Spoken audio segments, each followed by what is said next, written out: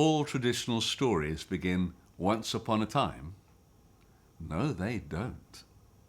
In Kids Read, you've been introduced to stories from many different cultures.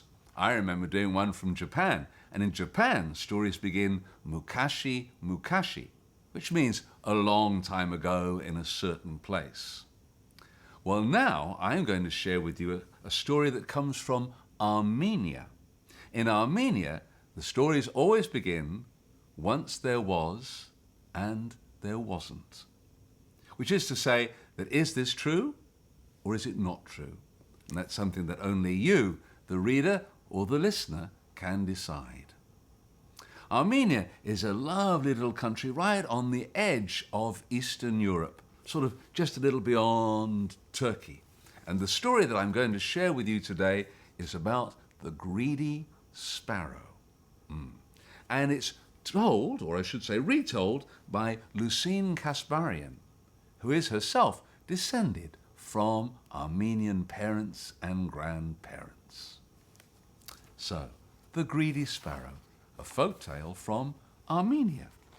And she begins on this page here, right at the start of the book, with a lovely proverb from Armenia. It says, "Guide the seed carefully, and the tree will grow upright." There's a thought, isn't it?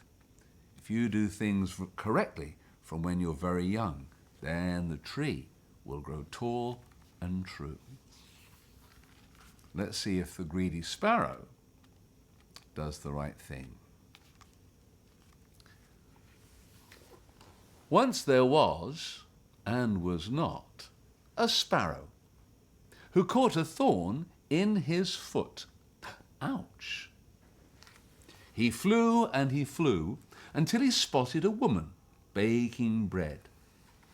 "Oh, baker, will you pull this thorn from my foot?"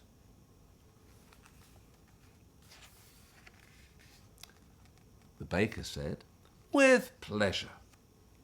And the baker removed the thorn, and the sparrow flew away. The baker tossed the thorn into the oven and got back to work, rolling out the bread. After a while, the sparrow returned. "Give me my thorn." "Oh, but I've thrown it in the oven." "Either you give me my thorn, or you give me some bread." The baker saw that it was no use arguing, so she gave the sparrow some bread. "Here you are." Nice big round loaf. The sparrow picked up the bread and continued on his way. He soon saw a shepherd tending his sheep. "Oh, shepherd, would you mind this bread for me?" "With pleasure," said the shepherd.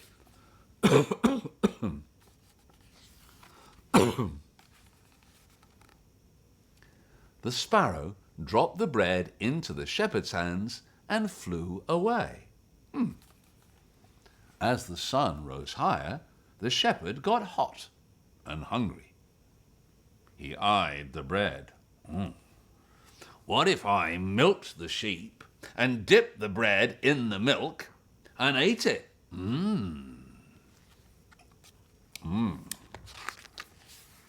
And that's just what he did. Oh, look, dipping the bread in that fresh milk. After a while, the sparrow returned. "Give me my bread."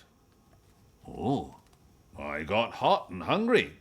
I milked the sheep, dipped the bread in the milk, and I ate it." What do you think the sparrow said? "Either you give me my bread, or you give me a sheep." The shepherd saw that it was no use arguing, so he handed over a sheep to the sparrow. The sparrow picked up the sheep and flew away.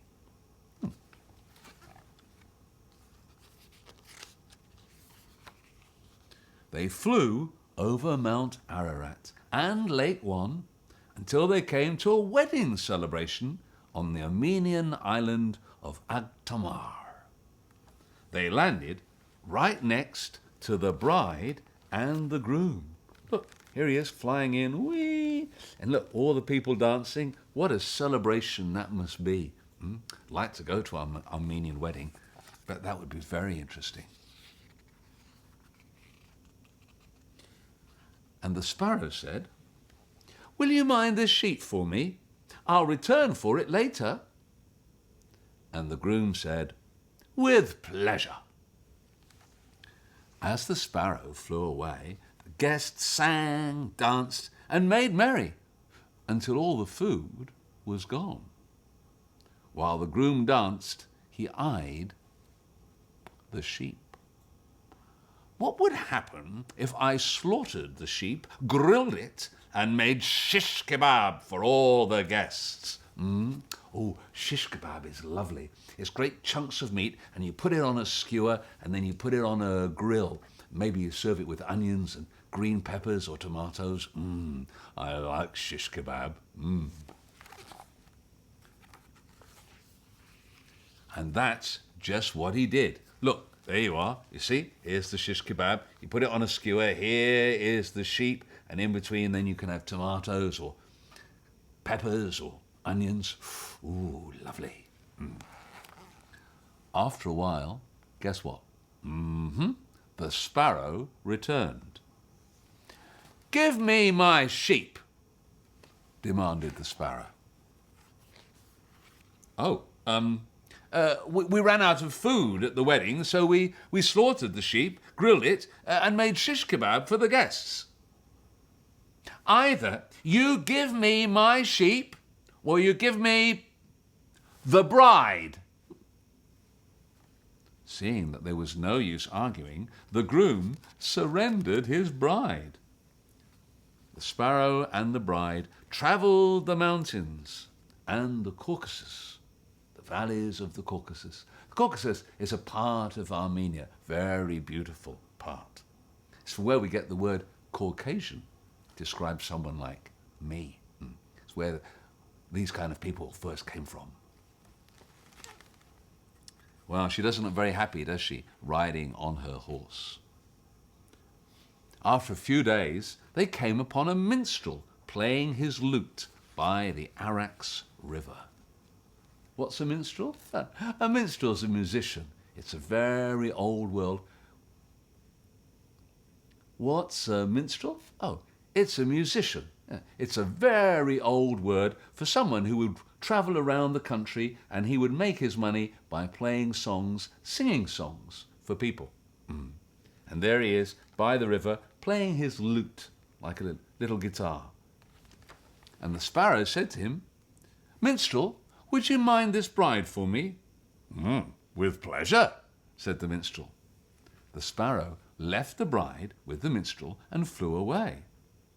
As the minstrel sang to himself, he became so enchanted with his melody that he forgot about the bride. Seeing this, the bride ran away in order to return to her groom. After all, she really loved her husband, didn't she? Yeah? And so she left the musician. He's so busy playing that he didn't see her run away.